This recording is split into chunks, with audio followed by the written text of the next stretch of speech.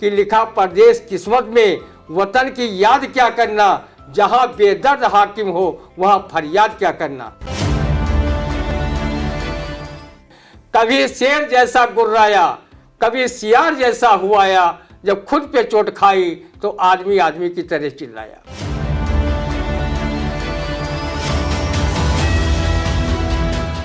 नमस्कार, स्वागत है आप सभी का आई इंडिया के खास कार्यक्रम रंदा में।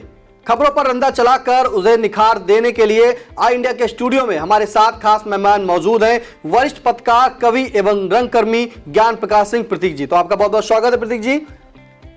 आज के पहले रंदा पर चलते हैं, जहां पर फरियाद लेकर पहुंची महिला को कर्नाटक के मंत्री बी सोमन्ना ने जड़ा थप्पड़। वीडियो हुआ वायरल। इस वायरल वीडियो पर क्या कहता है रंदा? इसी को कहते हैं सत्ता का अहंकार, या ये कह ले खुदा जब हुस्न देता है नजाकत आ ही जाती है। लोग कहते हैं कि सोने की लंका में रहने वाला रावण का अहंकार नहीं रहा, तो तुम्हारी औकात ही क्या। तुम तो रावण के मुकाबले पिद्दी न पिद्दी के शोरवा के समान भी नहीं। जिस जनता जनार्दन ने तुम्हें वोट देकर मंत्री पद तक पहुंचाया, उस जनता की फरियाद सुनना तो दूर, उसके साथ बुरा बर्ताव करते हुए व थप्पड़ मारते हुए तुम्हें शर्म नहीं आई, और न तुम्हें चुल्लू भर पानी नसीब हुआ जो उसी में अपने जीवन का कर्म धर्म कर लेते। मंत्री महोदय, इतिहास गवाह है कि नारी का अपमान विनाश का कारण बनता है। रामायण तथा महाभारत तो हमें यही सीख देते हैं। माँ सीता का हरण अगर रावण न करता तो उसे अपने तथा अपने पूरे कुटुंब के प्राण महाहरण क्यों कराने पड़ते। अगर द्वापर युग में द्रौपदी का भरी सभा में चिरहरण न किया जाता तो महाभारत की लड़ाई में 18 अक्षौणी दल बड़े बड़े महारथियों समेत न समाप्त हुआ होता। आपकी औकात ही क्या है? मंत्री बनकर जो जलवा जलाल कर रहे हो, 2 साल बाद फिर जनता के द्वार द्वार पर जाकर वोट की भीख गरीब गुरुवे के में मांगते नजर आओगे। रंदा कभी मंत्री, सांसद, विधायकों से कोई फरियाद नहीं करता। वो जानता है कि उसे फरियाद रूपी भिक्षा भी नहीं मिलेगी और अपमान रूपी उसकी तोंबी भी फोड़ दी जाएगी। रंदा जानता है कि लिखा परदेश किस्मत में, वतन की याद क्या करना, जहां बेदर्द हाकिम हो वहां फरियाद क्या करना। इसीलिए रंदा को जब कोई कष्ट होता है तो वो अपनी फरियाद सिर्फ जग पालनहार भगवान से करता है। वो जानता है जिसने दिया है तन को, देगा वही कफन को।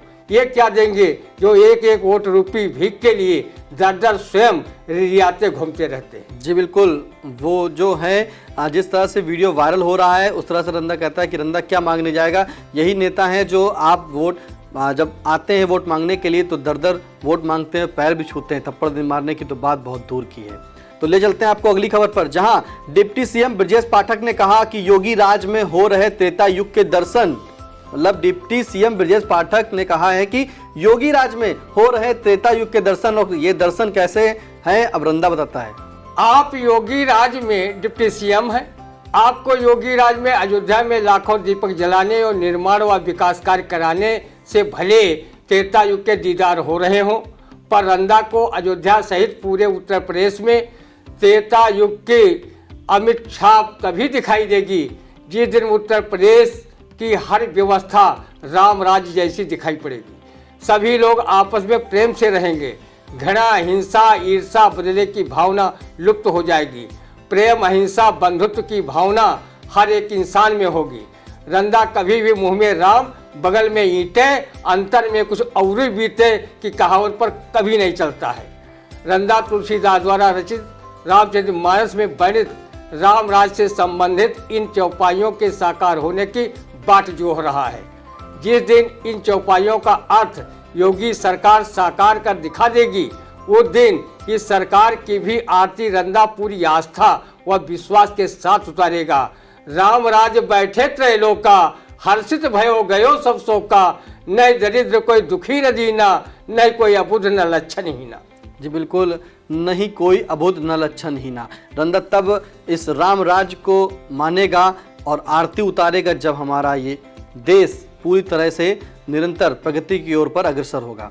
तो ले चलते हैं आपको अगली खबर पर, जहां पीएम नरेंद्र मोदी ने योगी आदित्यनाथ को बताया कर्म योगी। क्या कहता है रंदा? पीएम साहब, योगी आदित्यनाथ को कर्मयोगी बताने में आपने ऊर्जा अपनी बेकार में खर्च कर दी। रंदा सरीखे सभी लोग पहले से जानते हैं कि योगी जी वास्तव में कर्मयोगी हैं। अगर वो सिर्फ योगी ही होते तो गोरखपुर के गोरक्ष पीठ में सिर्फ पूजा अर्चना करते हुए घंटा टंटनाते हुए मिलते। वो पूजा अर्चना के साथ साथ राजनीतिक साधना में भी लीन है। इसके फलस्वरूप वो 5 बार सांसद तथा 2 बार से भारत के सबसे बड़े प्रांत उत्तर प्रदेश के मुख्यमंत्री हैं। नहीं तो देश में न जाने कितने योगी, रोगी और भोगी हैं, लेकिन योगी के साथ कर्मयोगी सिर्फ और सिर्फ योगी आदित्यनाथ हैं। महिला योगिनी उमा भारती भी मध्य प्रदेश की सीएम, केंद्रीय मंत्री तथा कई बार सांसद रह चुकी हैं। उनमें भी रंदा कर्मियों के दर्शन करता रहा है।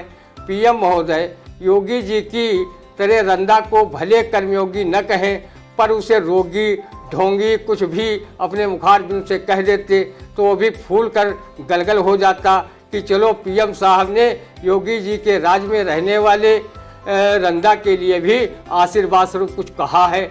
जैसे बिल्ली को ठाकुर साहब द्वारा मौसी कहे जाने पर बिल्ली फूली नहीं समाती और वो इधर उधर दौड़ भाग कर इस कहावत को सिद्ध करने लगती है, फूली फूली बिलंदो फिरे कि ठाकुर हमका मौसी कहीं।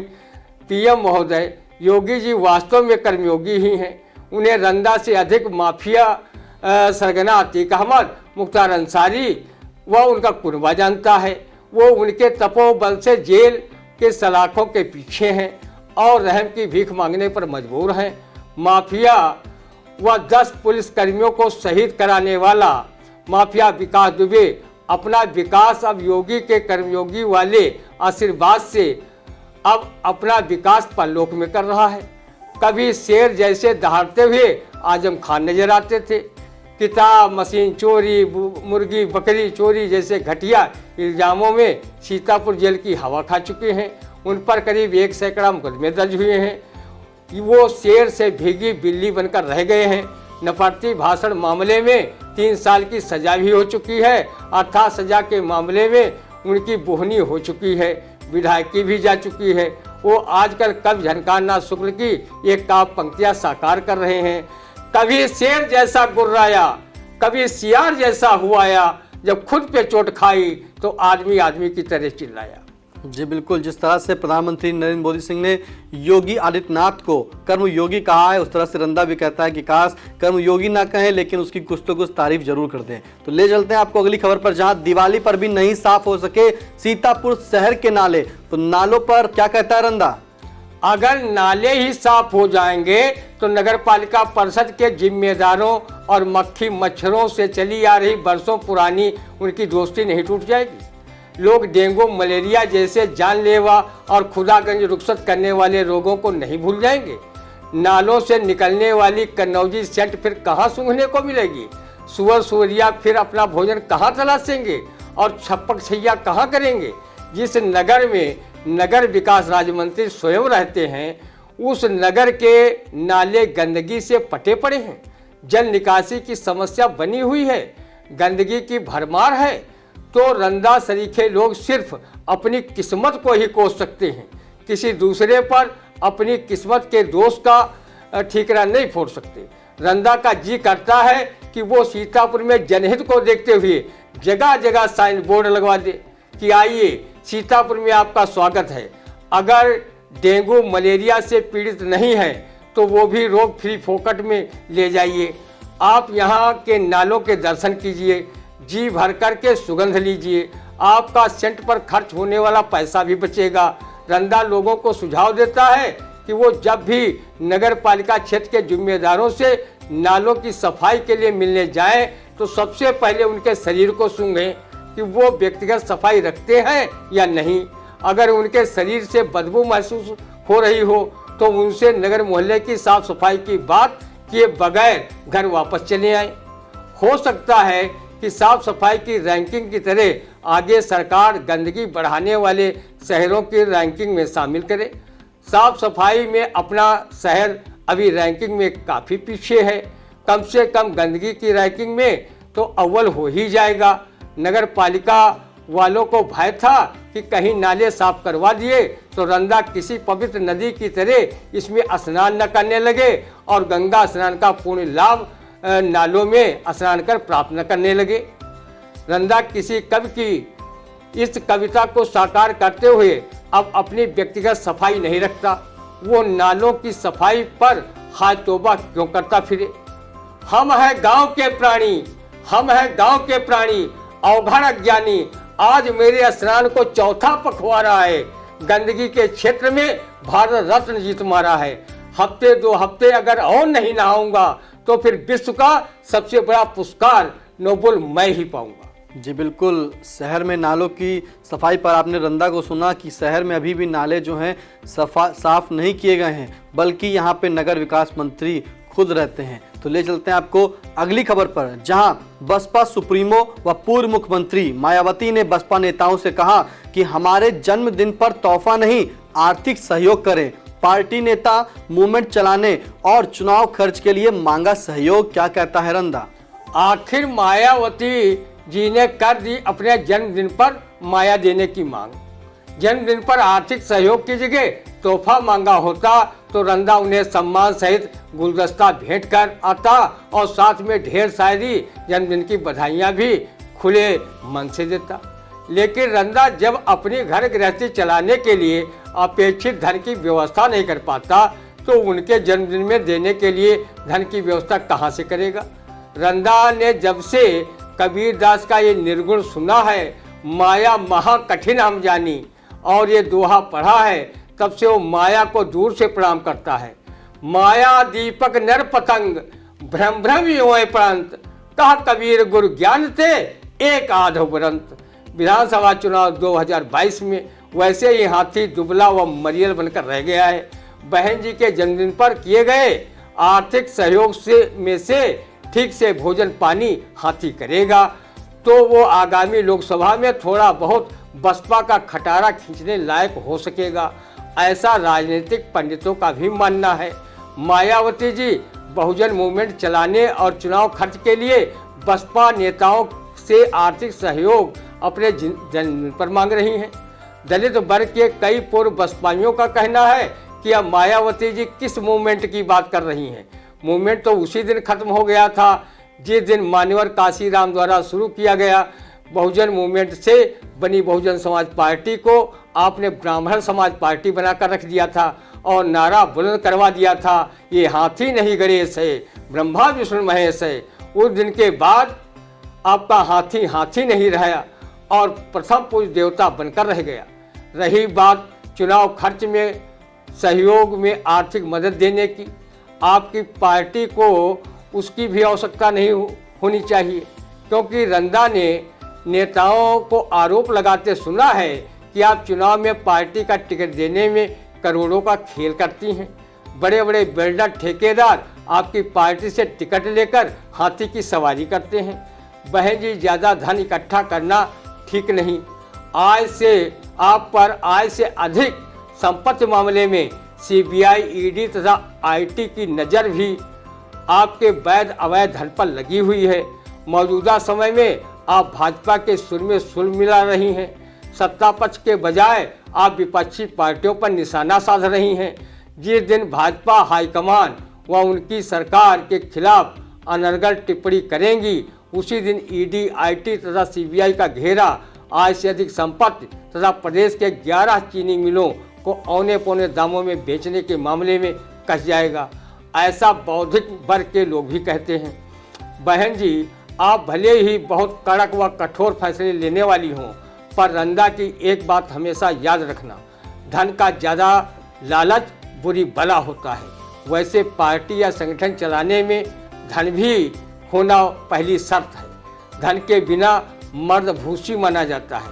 किसी ने सच ही कहा है, धन ही पंडित, धन ही राजा, धन से बजे सकल जग बाजा। ओठ बिन दांत, बरोठ बिन बखरी, पैसा बिन मनई, जैसे घूमत फिरे लुखरी।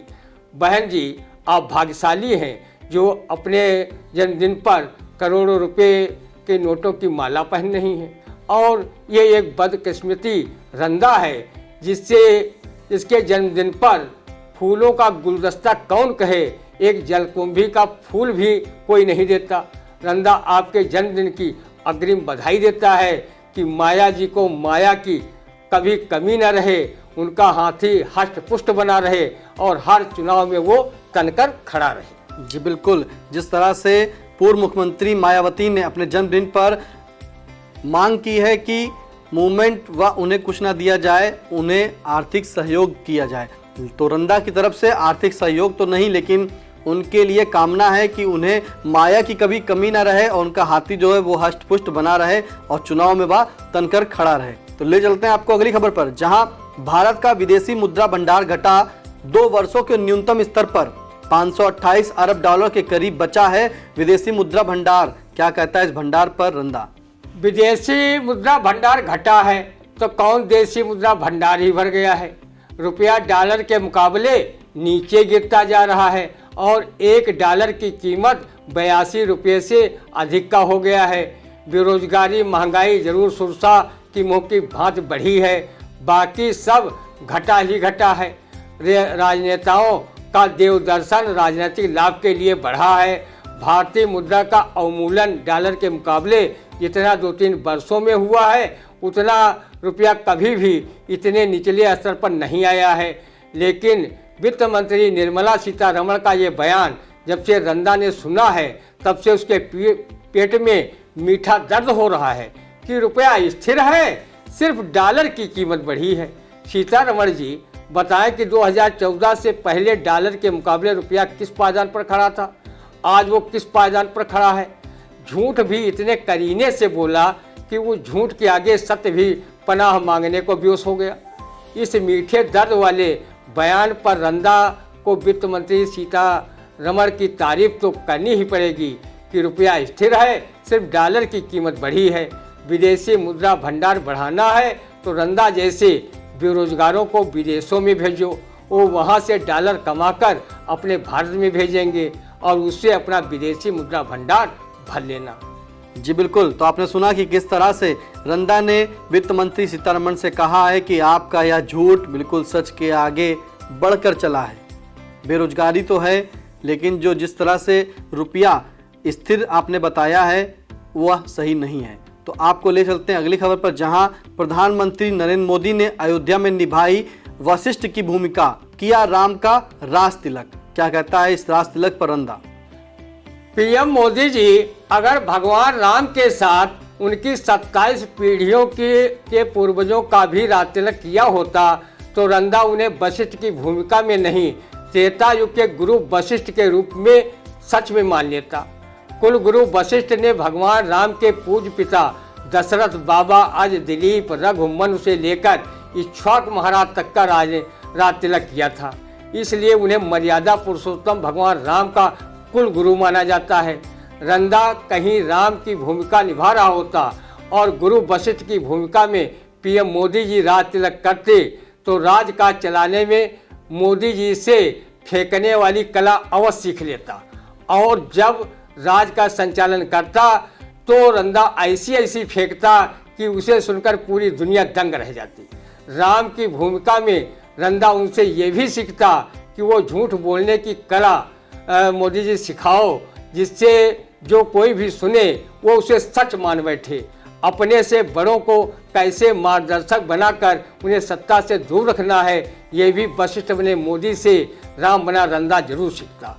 रंदा राम की भूमिका में तुलसी बाबा की लिखी इस चौपाई को अवश्य साकार करता।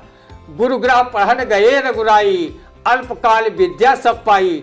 रंदा उनके पैर तब तक दबाता रहता जब तक राजनीति का भरपूर ज्ञान उनसे न सीख लेता और उन्हें पैर दबाना बंद करने एवं सैन्य की आज्ञा की चौपाई के भावार्थ की तरह रंदा को न देनी पड़ती।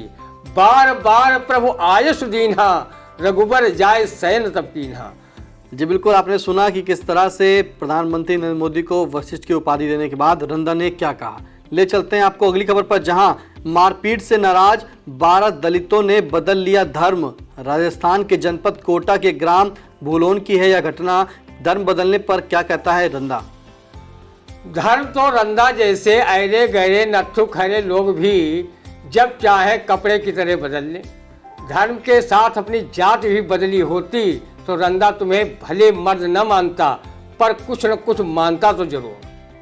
धर्म बदलने की आज़ादी तो हमारा संविधान व भारतीय कानून प्रदत्त करता है, पर जिस जाति में जन्म लिया है, धर्म बदलने के बावजूद जाति वही बरकरार रहती है। जाति बदलने की इजाज़त भारतीय कानून व संविधान नहीं देता।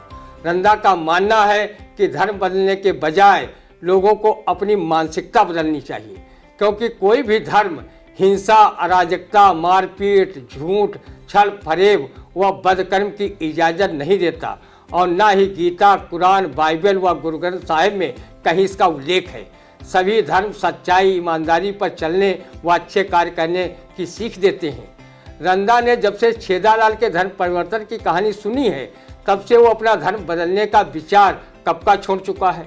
वो जिस धर्म में है उसी में अपने को गौरवान्वित महसूस कर रहा है तथा अन्य सभी धर्मों का भी सच्चे मन से सम्मान कर रहा है। रंदा को बताया गया कि एक गांव में छेदालाल नामक व्यक्ति रहता था। उसे लोग छेदा कहकर बुलाते थे, जिससे वो चिढ़कर एक दिन अपना हिंदू धर्म छोड़कर इस्लाम धर्म कबूल कर लिया। उसका नाम अब छेदालाल की जगह सुराख अली हो गया। उसने गाँव वालों से कहा, अब मुझे कोई छेदा नहीं कहेगा, मैंने धर्म बदलकर अपना नाम सुराख अली कर लिया है, मुझे आज से सुराख अली कहना। एक व्यक्ति ने कहा कि सुराख अली कहो या छेदा, दोनों का अर्थ तो एक ही है। वो व्यक्ति नाराज होकर गुरुद्वारे में चला गया और वहाँ उसने आप बीती बताई। गुरुद्वारे के ज्ञानी ने कहा, आज से तुम्हारा नाम सरदार गड्ढा सिंह हो गया है। गांव वालों को बताया, आज से हमारा नाम सरदार गड्ढा सिंह है।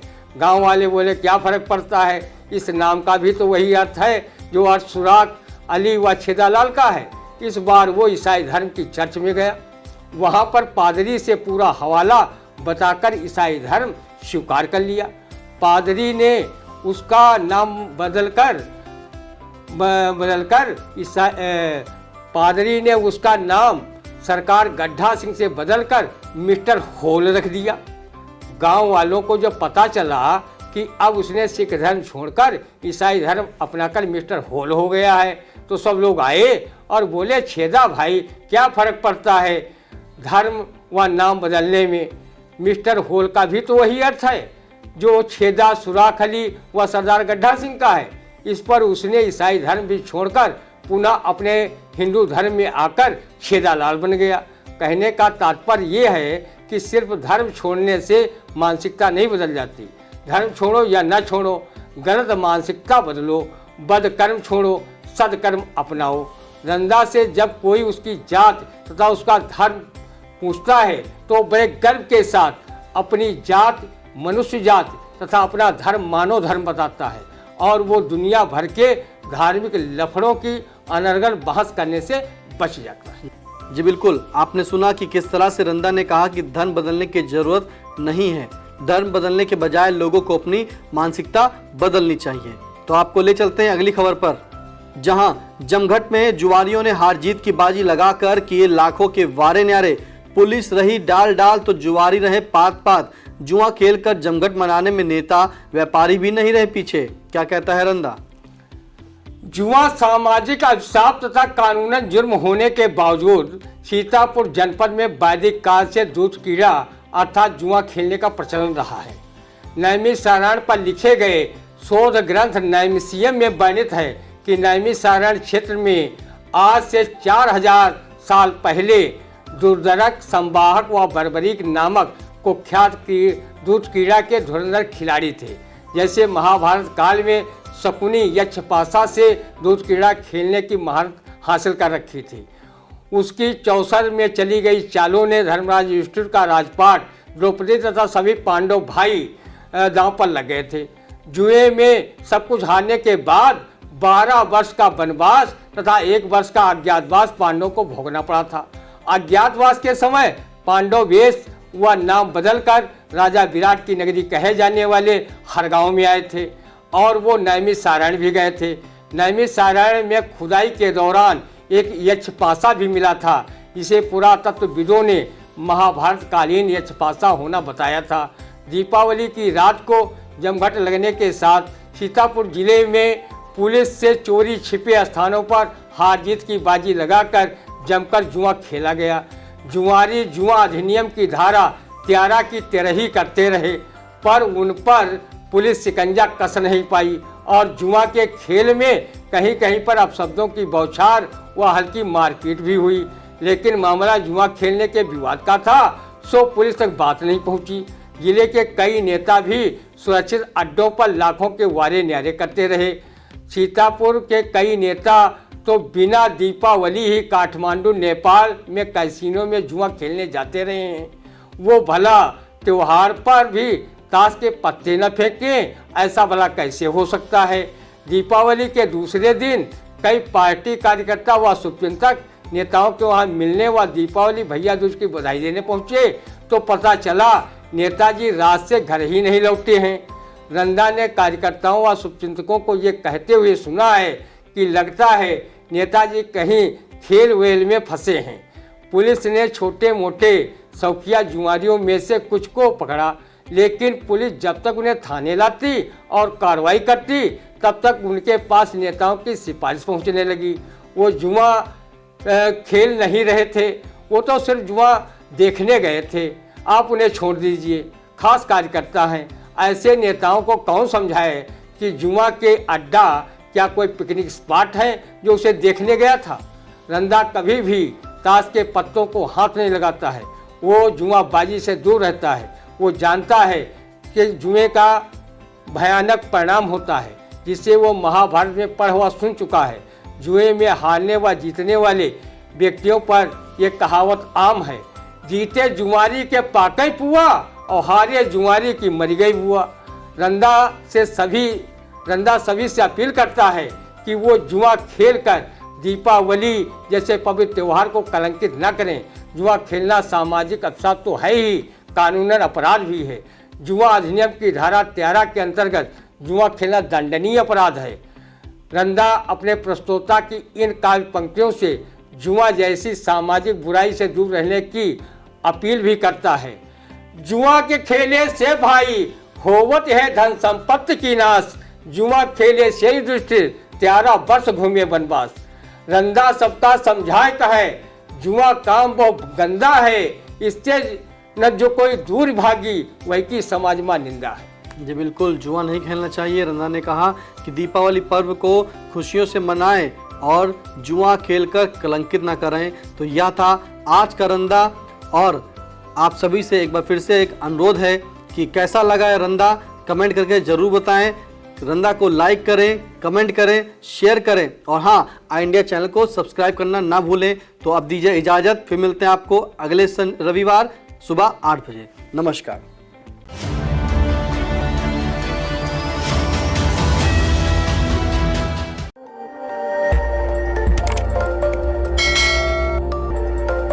खबर आपकी, नजर हमारी। देखते रहिए आई इंडिया।